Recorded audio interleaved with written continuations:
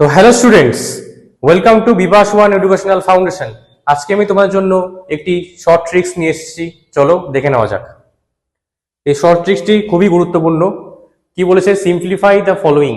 ঠিক আছে, আমাদের একটি এক্সপ্রেশন দেওয়া রয়েছে 2x মাইনাস 5y তার whole square plus 5x plus 2y তার whole square plus 2x plus 5y into 2x minus 5y। ঠিক আছে, এই কোশ্চেনটি RRB NTPC 2025 এসছে। চলো তাহলে আমরা দেখে নিচ্ছি।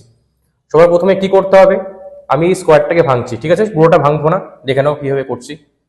2x এর হোল স্কোয়ার কত হয়? 4x square. আর 5y এর হোল স্কোয়ার কত হবে? Plus 25y square. ঠিক আছে, এবার আমি লাস্ট টার্মটা নিচ্ছি। কত হচ্ছে? 4x স্কোয়ার,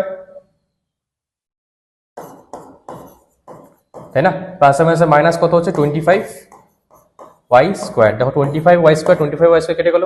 এখানে হচ্ছে 8x স্কোয়ার হচ্ছে। আচ্ছা, এখানে দেখো এইটাকে যদি আমি ভাঙি 8x স্কোয়ার পেয়ে গেলাম। এবার এই টার্মটাকে যদি আমরা স্প্লিট করি কত হচ্ছে? 25x square. আমি জাস্ট 25x স্কোয়ার লিখে দিচ্ছি। কত হচ্ছে তাহলে? 25 প্লাস 8 মানে কত পাচ্ছি আমরা? 33x square. ঠিক আছে, এবার অ্যান্সারটা আমরা চেক করছি। দেখো 33x স্কোয়ার কোথায় রয়েছে? অপশন নাম্বার ডি তে। আমাদের আর কিছু চেক করার দরকার নেই, আমরা ডাইরেক্ট কি করব? Option number D tick mark দিয়ে দিব, অর্থাৎ option D is the correct answer. বুঝতে পারলে শর্টকাটে কিভাবে করলাম? তো এরকমই নতুন নতুন আরো শর্ট ট্রিক্স রিলেটেড ভিডিও পেতে হলে আমাদের চ্যানেলটিকে লাইক, ফলো অ্যান্ড সাবস্ক্রাইব করতে হবে। Thank you.